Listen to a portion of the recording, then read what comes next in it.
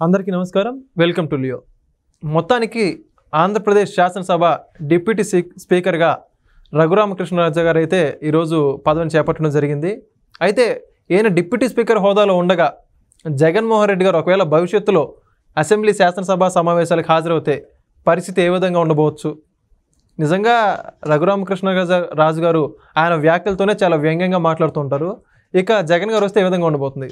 ఇవన్నీ కూడా తెలుసుకునే ప్రయత్నం చేద్దాం. మనతో ఉన్నారు సీనియర్ జర్నలిస్ట్ దుర్గా కుమార్ గారు.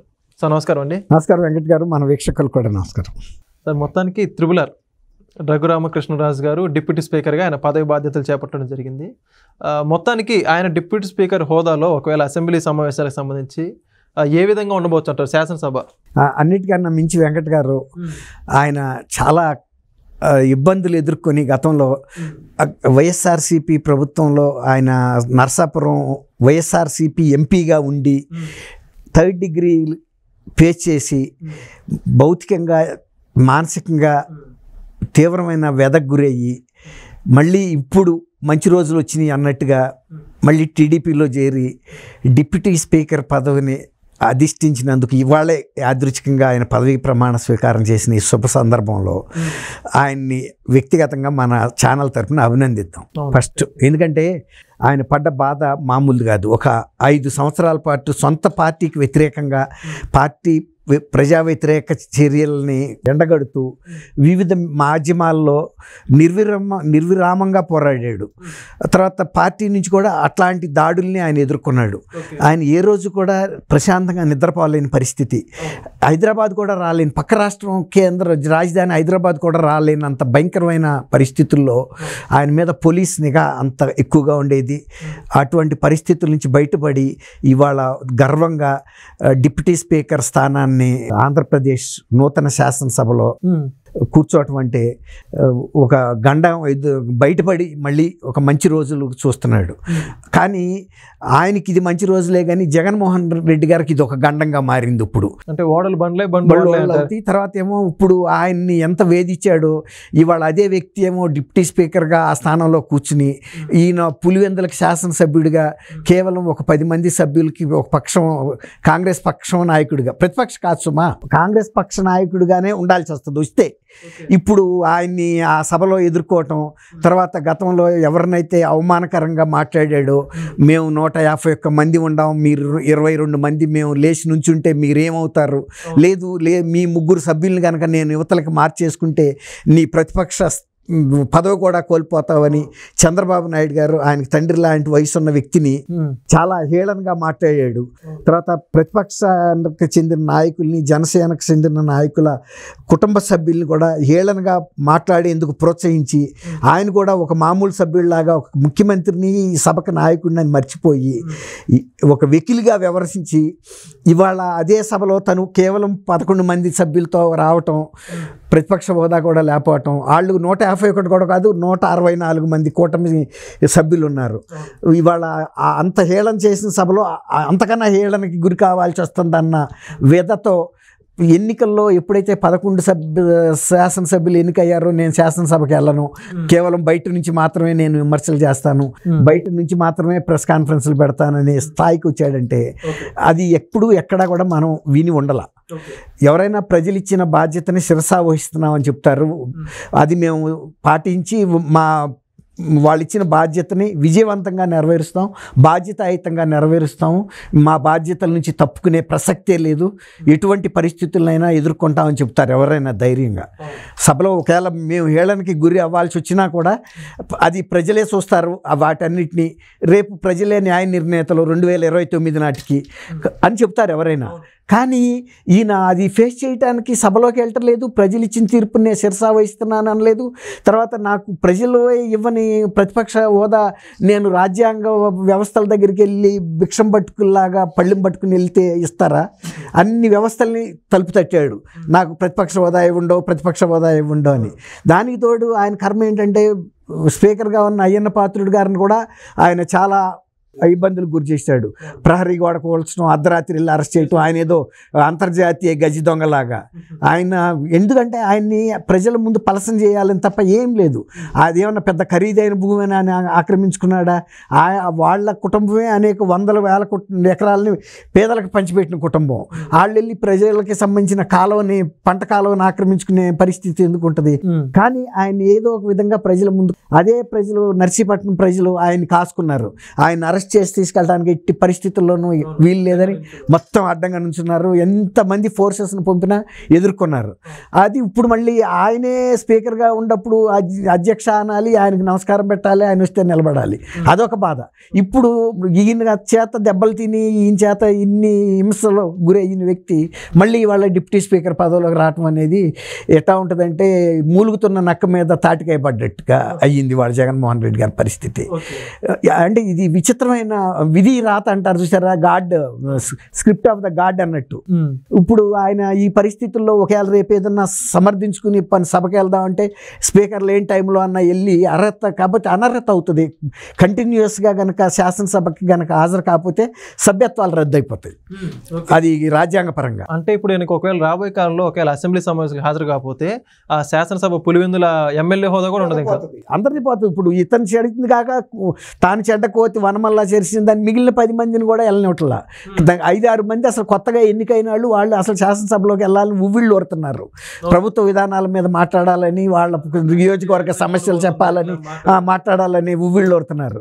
కానీ వాళ్ళకు కూడా కాళ్ళకి బంధాలేసి మీరు వెళ్ళొద్దు, నేను వెళ్ళొద్దని ఇంటి దగ్గర ఇప్పుడు శాసనసభ అనేది ఒక రాజ్యాంగ వ్యవస్థ. అక్కడ మాట్లాడిన దానికి ఉన్న వాల్యూ ఇంట్లో మాట్లాడితే రాదు కదండి. అక్కడ మాట్లాడింది ప్రతి రికార్డ్ అవుతుంది. కొన్ని వందల ఏళ్ల తర్వాత కూడా ఎవరు ఏ అంశం మీద ఏ అభిప్రాయాన్ని వ్యక్తం చేశారనేది రికార్డెడ్గా ఉంటుంది. ఇప్పుడు మీలాంటి వాళ్ళు ఎప్పుడన్నా పిహెచ్డీ చేయడానికి వెళ్ళినా, ఏదన్నా పరిశోధన అంశాలు పరిశీలించినా ఆ రికార్డులు అన్నీ కూడా అక్కడ అవైలబుల్గా ఉంటాయి. కానీ ఇవాళ ఈయన ఇంటి దగ్గర ప్రెస్ కాన్ఫరెన్స్కి వాల్యూ ఏముంటుందండి? ఇప్పుడు తీర్థాన్ని దాంట్లో పోస్తారు, శంకులో పోస్తే కానీ తీర్థం అవదంటారు చూసారా. ఏదైనా ఒక పవిత్రత రావాలంటే ఆ విధానం ద్వారానే జరగాలి. అంతేగాని రాజ్యాంగం నిర్దేశించిన శాసనసభని నేను త్యజిస్తున్నాను, అది శాసనసభే కాదు, నాకు అనవసరం, నేను నా ఇల్లే నాకు నా ప్యాలెసే అనుకుంటేట నువ్వు పబ్జీ ఆడుకునే నీ సోఫా శాసనసభ ప్రాంగణం కాలేదు కదా. అది మర్చిపోతున్నాడు. ప్రజల్ని అవమానించినట్టుగా భావిస్తారు వాళ్ళు. ఒకవేళ నిజంగా కనుక నిన్ను అవమానిస్తే ఆ అప్రతిష్ట అనేది తెలుగుదేశం కూటమి ప్రభుత్వానికి వస్తుంది. ఒక ప్రతిపక్ష నాయకుడిని అవమానించారు, లేకపోతే ఆయన మీద దాడి చేశారు.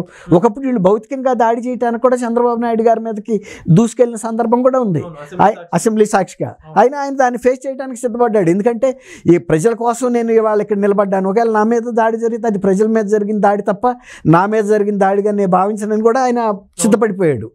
అది ఒక పరిపక్వత గల నాయకుడు చేయాల్సిన పని. ఇప్పుడు నేను నాకు తగినంత మంది సభ్యులు ఇవ్వలేదు కాబట్టి నేను సభకి వెళ్ళను అంటే ఈయన ప్రజల మీద ఆనందేసినట్టు కదా. అంటే నిన్ను ఎప్పుడు ముఖ్యమంత్రిగానే ఉంచాలా? ముఖ్యమంత్రిగా ఉంటేనే నువ్వు ప్రజల పక్షాన్ని ఉంటావా? ప్రతిపక్ష నాయకుడిగా ఉంటే ప్రజా సమస్యలు నీకు పట్టవా? నువ్వు పులివెందుల శాసనసభ్యుడిగా శాసనసభలో కూర్చోవాల్సిన బాధ్యత నీకు లేదా? ఒకవేళ కనుక నీకు ఇష్టం లేకపోతే రాజీనామా చేస్తే ఆ బాధ్యత ఇంకొక వ్యక్తికి వాళ్ళు ఇచ్చుకుంటారు కదా. ఏ పార్టీ వ్యక్తికైనా ఇవ్వచ్చు, లేకపోతే నీ పార్టీ వ్యక్తికి కూడా ఇవ్వచ్చు, ఎవరికైనా. అది ప్రజా నిర్ణయం. అది దానికి అట్లాంటి అవకాశం అయినా ఇవ్వకుండా ప్రజలు ఇచ్చిన హక్కుల్ని, ప్రజల యొక్క కోరికల్ని, వాళ్ళ అంచనాలని శాసనసభలో ప్రతిబింబించకుండా వాటిని బ్లాక్ చేయటం అంటే, ఇప్పుడు నాకు ఒక ఓటు ఇచ్చారండి, నేను బ్యాలెట్లో నా నిర్ణయాలు వేయాలి, కానీ దాన్ని తీసుకెళ్ళి మురుగుగుంటలో వేస్తే నాకు ఇచ్చిన విలువ ఏముందండి? ప్రజలు నాకు ఇచ్చిన హక్కును ఉపయోగించాలి, నేను సద్వినియోగం చేయాలి. తర్వాత మనకు ఒక కత్తి ఇచ్చారు, ఒక నువ్వు కురుక్షేత్రంలోకి వెళ్తున్నావు, నీకు ఈ ఆయుధం ఉండాలి, మా తరపు నువ్వు పోరాడుతున్నావు అని. నేను కురుక్షేత్రానికి వెళ్లకుండా బహిర్భూమికి వెళ్తున్నా అనుకోండి, ఈ కత్తి ఎందుకు ఇచ్చినట్టు నాకు? అవును కదా. అట్లా సందర్భోచితంగా ఉండాలి. మనకు ఆ ప్రజలు ఇచ్చిన అధికారాన్ని ఎక్కడ మనం ప్రతిబింబించాలో అక్కడ ప్రాతినిధ్యం వహించాలి. దాన్ని దుర్వినియోగం చేసినప్పుడు మళ్ళీ ప్రజలు ఈసారి ఇస్తారని నమ్మకం ఏముంది? గతసారిలో ముఖ్యమంత్రిగా నువ్వు విఫలమైపోతే నీకు ఆ బాధ్యతలు ఇవ్వలేదు, ప్రతిపక్షం బాధ్యతలు ఇచ్చారు. ఈ బాధ్యతల్లో కూడా నువ్వు విఫలమైతే నీకు పంపాల్సిన అవసరం లేదు కదా, ఇంకెవరినన్నా చూసుకుంటారు. వెనకటికి ఎవడో అన్నాడంట, నే పుట్టకపోతే నువ్వు ఎవరిని చేసుకునేదా అనివేని భార్యని, నీ అమ్మ మొగుడిని చేసుకుంటానని చెప్పిందంట మా వాళ్ళల్లో చిన్నప్పుడు చెప్పేవాళ్ళు. అట్లాగే ఇప్పుడు ఈయన కాకపోతే ఇంకొకరిని ఎన్నుకుంటారు, అతనైతే శాసనసభకి వెళ్తాడు, ఆ సమస్యలు ప్రతిబింబిస్తారు. ఆ 11 మందిని కూడా ఇతను డిస్క్వాలిఫై చేయడానికి సిద్ధపడ్డట్టుగా కనపడుతుంది. అట్లాగే ఇప్పుడు ఈ సోషల్ మీడియా కార్యకర్తలు కూడా ఎగదోసి వాళ్ళని అక్రమ కేసుల్లో పెట్టి మా వాళ్ళని అరెస్ట్ చేస్తున్నారని గొడవకి దిగి నిన్న హైకోర్టుకు కూడా పంపించాడు ఒక వ్యక్తిని, ఒక జర్నలిస్ట్ని, నువ్వన్నా వెళ్ళి పోరాడు అని. వెళ్తే నువ్వెందుకు వచ్చావని అడిగారు. ఇప్పుడు తప్పు చేసిన వాడిని అరెస్ట్ చేస్తారు, 10 మంది తప్పు చేస్తే 10 మందిని అరెస్ట్ చేస్తారు, 100 మంది తప్పు చేస్తే 100 మందిని కూడా అరెస్ట్ చేస్తారు. తప్పు చేశారా లేదా అనేది పాయింట్. కానీ ఇక్కడ 100 మందిని అరెస్ట్ చేయడంలో తప్పే ఉంది, చేయకపోతే చేయరు కదా. ఒకవేళ నిజంగా కనుక వాళ్ళని అరెస్ట్ చేసి ఉంటే వాళ్ళు రావాలి కదా మా దగ్గరికి. తర్వాత మీరు మా మీదే సోషల్ మీడియా పోస్టింగ్లు పెట్టి మమ్మల్నే బాధితులు చేశారు, మేము ఆ వేదన అనుభవించాము, మీరు ఎందుకు వచ్చారు, మీకేం పాత్ర ఉందని కూడా ఆయనకి అక్షింతలు వేశారు వెళ్ళిన ఆయనకి. అంటే మనం ఎప్పుడైనా కూడా తప్పు చేసి కోర్టుకు వెళ్ళకూడదు న్యాయం కోసం. తప్పు చేయకుండా నిర్దోషిగా వెళ్తే న్యాయం జరుగుతుంది. మనం ఇక్కడ తప్పు చేసి ద్రోహం చేసి లేకపోతే ఒక నేరం చేసి కోర్టుకు వెళ్తే కోర్టు ఇది గమనించదని ఎట్టా అనుకుంటారు. కోర్టు చెప్పింది కదా గతంలో కూడా సోషల్ మీడియాను ఉపయోగించి మీరు చాలా దుష్కార్యాలు చేశారు, దాష్టికాలు చేశారు, దూషణలు పెట్టారు, న్యాయ వ్యవస్థను కూడా మీరు వదలలేదని కూడా చెప్పింది.